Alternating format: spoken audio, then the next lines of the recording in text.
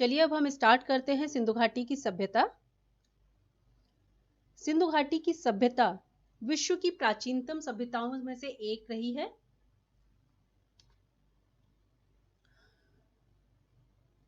Radio carbon dating के आधार पर सिंधु घाटी की सभ्यता का जो काल निर्धारित किया गया है वो 2500 से 1750 ईसा पूर्व के आसपास का निर्धारित किया गया है।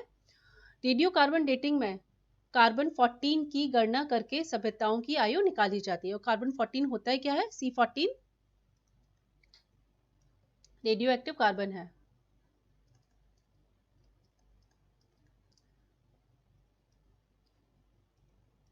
ओके। सिंधु घाटी सभ्यता दुनिया की 4 प्रारंभिक सभ्यताओं में से एक है। यह सभ्यताएं थी मेसोपोटामिया, मिस्र और चीनी सभ्यताएं। तो मेसोपोटामिया इराक में है। ओके। और ये मेसोपोटामियन जो सभ्यता थी वो टिग्रिस और यूफ्रेटिस नदी के तट पर स्थित थी। टिग्रिस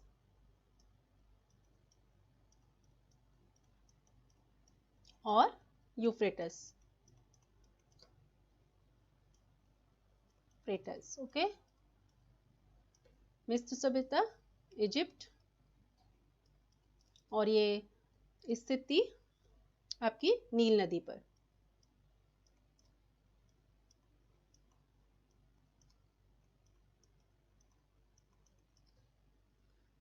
चीनी सभ्यता जो प्रफुल्लित हुई है वो हुआंगो नदी के किनारे पर हुई है।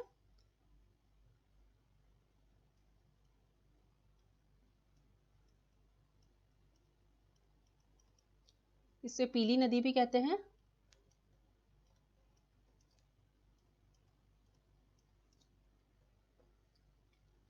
और इस रिवर को चीन के शोक के नाम से भी जाना जाता है। याद रखिएगा, इंपॉर्टेंट बात है, पूछ लिया जाता है एग्जाम में कि चीन के शोक के नाम से कौन सी नदी जानी जाती है, तो आपका आंसर होगा पीली नदी या हुआंगो। सिंधु घाटी की सभ्यता को हड़प्पा सभ्यता के नाम से भी जानते हैं। ठीक है, इंपॉर्टेंट बात है। क्यों जानते हैं? क्योंकि सबसे पहले हड़प्पा की ही खोज की गई थी, जिसके कारण इस सभ्यता का नाम हड़प्पा सभ्यता भी पड़ गया। तो इसकी जो खोज का जो श्रेय जाता है वो दयाराम साहनी को जाता है। 1921 में उन्होंने हड़प्पा नामक स्थल की खोज की थी।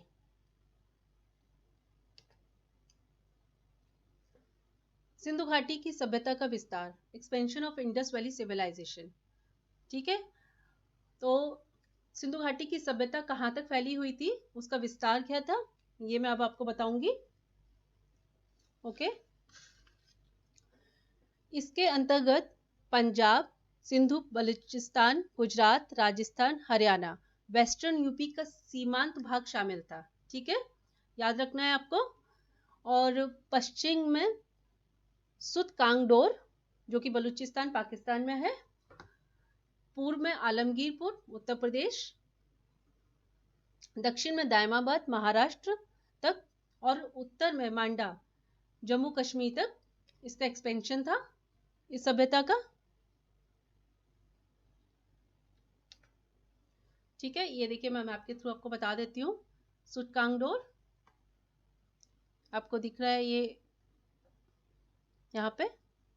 ठीक है, दायमाबाद, ये मांडा आपका ये देखिए नॉर्थ में है, और आलमगीरपुर ये देखिए ईस्ट में है। ओके, मांडा नॉर्थ, दायमाबाद साउथ में है,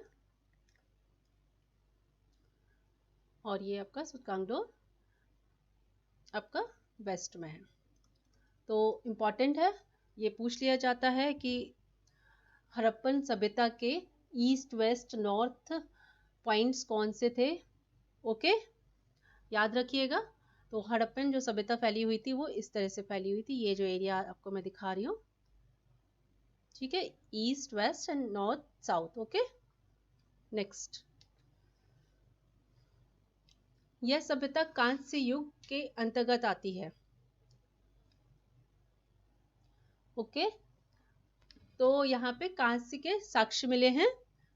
इस सभ्यता में लोहे के साक्ष्य नहीं मिले हैं। लोहे के साक्ष्य वैदिक युग में मिले हैं, आपको याद रखना है, इंपॉर्टेंट बात है, एग्जाम में पूछ लिया जाता है। ओके, नेक्स्ट, इस सभ्यता में किसानों और व्यापारियों का प्रभुत्व था, जिसके कारण इस सभ्यता को कृषि वाणिज्यिक सभ्यता के रूप में जाना जाता था। तो कृषि और व्यापार यहाँ पे मुख्य थे, और यह जो सभ्यता थी वो उसकी जो अर्थव्यवस्था थी उसका मेन आधार कृषि और व्यापार था। इसलिए इस सभ्यता को कृषि वाणिज्यिक सभ्यता या एग्रो कमर्शियल सभ्यता के नाम से भी जाना जाता था।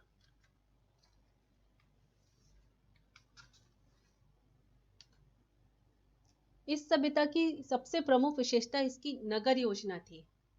ठीक है, इंपॉर्टेंट है, जो इंपॉर्टेंट फीचर था इस सभ्यता का वो था इसकी नगरीय योजना। ओके, नगर योजना थी, शहरीकरण था यहाँ पे। इस सभ्यता के दौरान शहरों को दो भागों, दुर्ग शासक वर्ग द्वारा अधिकृत और निचले शहर आम लोगों का निवास स्थान में विभाजित किया गया था। धौलावीरा इस सभ्यता का एकमात्र स्थल है जहां शहर को 3 भागों में विभाजित किया गया था। नॉर्मली शहरों को 2 भागों में विभाजित किया जाता था, लेकिन धौलावीरा को 3 भागों में विभाजित किया गया था।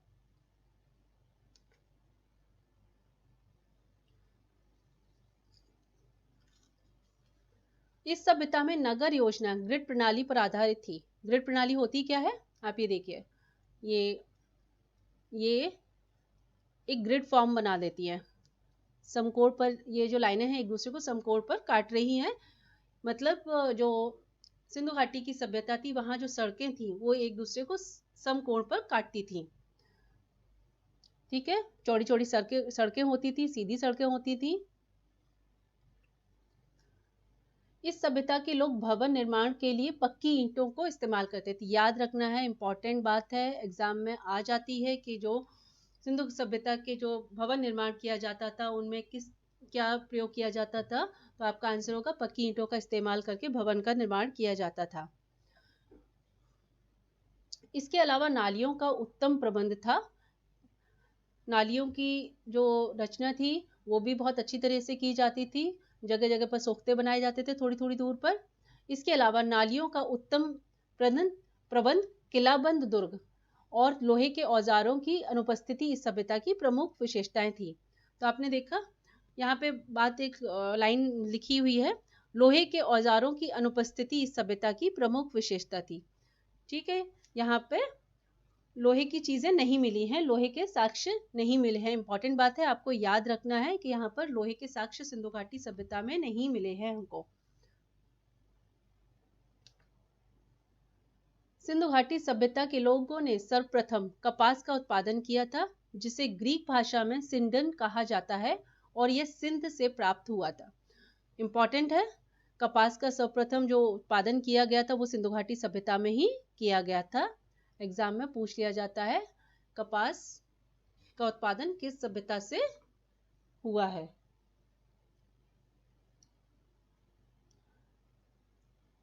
नेक्स्ट, सिंधु घाटी सभ्यता के लोग बड़े पैमाने पर गेहूं और जौ का उत्पादन करते थे। तो जो वहां पे बड़े पैमाने पर गेहूं और जौ का उत्पादन किया जाता था सिंधु घाटी सभ्यता में, उनके द्वारा उगाए जाने वाले अन्य जो फसलें थी वो थी दाल, धान, कपास, खजूर, खरबूजे, मटर, तिल और सरसों। जो इनका मेन भोजन था वो था गेहूं और जौ, और वही बड़ी पैमाने पर उसको उगाया जाता था। इस काल के ज्ञात पशुओं में बैल, भेड़, भैंस, बकरी, सूअर, हाथी, कुत्ता, बिल्ली, गधा और ऊंट प्रमुख थे।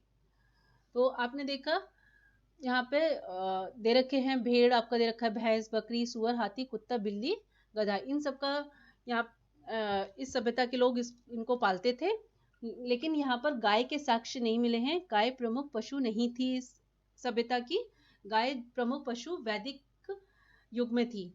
तो आपको याद रखना, इंपॉर्टेंट बात है, गाय के साक्ष्य हमें इस सभ्यता से नहीं मिले हैं। इस सभ्यता का सबसे महत्वपूर्ण पशु कुबड़ वाले बैल और एक सींग वाला गैंडा था। इंपॉर्टेंट है, ये भी, इससे भी क्वेश्चन बन जाता है, एग्जाम में पूछ लिया जाता है कि कुबड़ वाला बैल का साक्ष्य किस सभ्यता से मिलता है, या एक सींग वाले गैंडे का साक्ष्य किस सभ्यता से मिलता है। तो ये देखिए फिगर में दे रखा है ऊपर कुबड़ वाला बैल, और ये आपका दे रखा है एक सींग वाला गैंडा।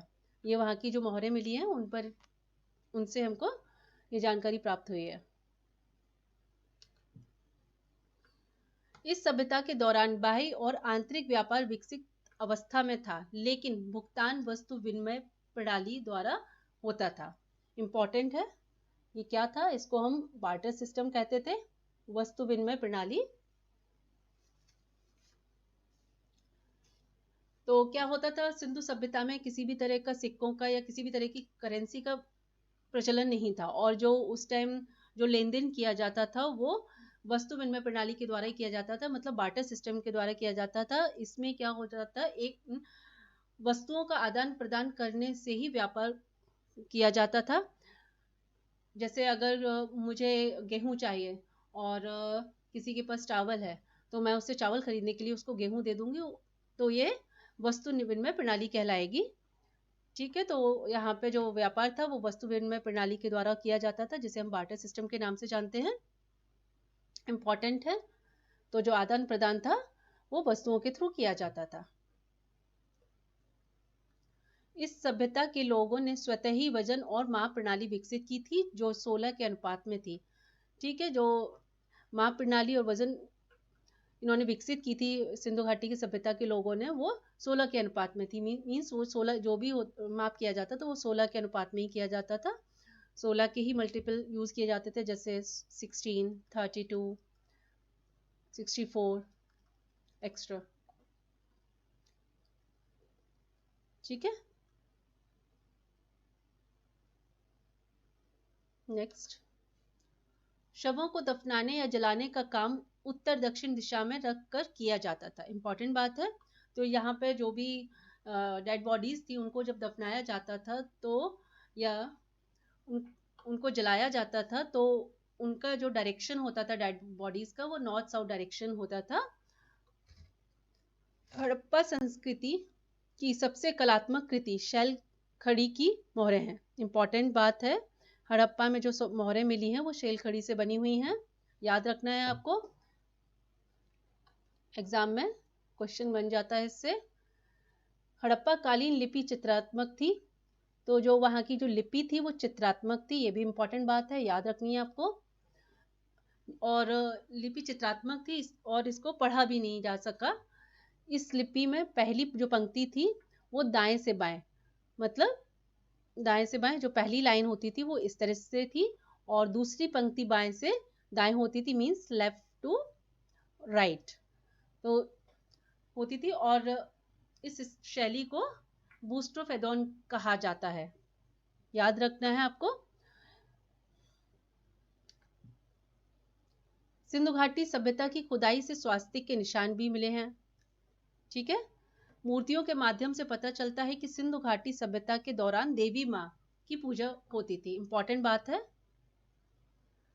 तो जो पूजा होती थी वो मातृ देवी की जाती थी, और जो सिंधु घाटी सभ्यता में समाज मात्र सत्तात्मक था। इंपॉर्टेंट है, नोट करिएगा इसको। इस काल के प्रमुख पुरुष देवता पशुपति अर्थात पशुओं के भगवान थे। तो पशुपति प्रमुख पुरुष देवता थे, जिनकी आकृति खुदाई से प्राप्त एक मोहर पर मिली है। इस आकृति में एक पुरुष योग मुद्रा में बैठे हुए हैं एवं 4 जानवर हाथी, बाघ, गैंडा और भैंस से घिरे हुए हैं। ये देखिए, ये सील मिली है, ये मोहर मिली है, इसमें देखिए ये एक व्यक्ति योग मुद्रा में बैठा हुआ है, देख रहे हैं आप, और इसके आसपास ये जानवर हैं। आपका देखिए ये हाथी है, ये आपका गैंडा, सॉरी बाघ है, ठीक, गैंडा है, और ये भैंस है। इसके अलावा उनके पैरों के पास 2 हिरण खड़े हुए हैं, ये देखिए। सिंधु घाटी सभ्यता के दौरान शिवलिंग की पूजा भी व्यापक रूप से होती थी। सिंधु घाटी की सभ्यता के लोग शिवलिंग की पूजा भी करते थे। इस काल के लोगों का प्रमुख व्यवसाय कताई करना होता था, बुनाई करते थे ये लोग, नाव बनाते थे, सोने के आभूषण बनाते थे, मिट्टी के बर्तन भी बनाते थे और मोहरे बनाते थे। ठीक है, तो जो इनके मेन व्यवसाय थे वो थे कताई, बुनाई, नाव बनाना, मिट्टी के बर्तन बनाना, मोहरे बनाना और आभूषण बनाना। थैंक्स।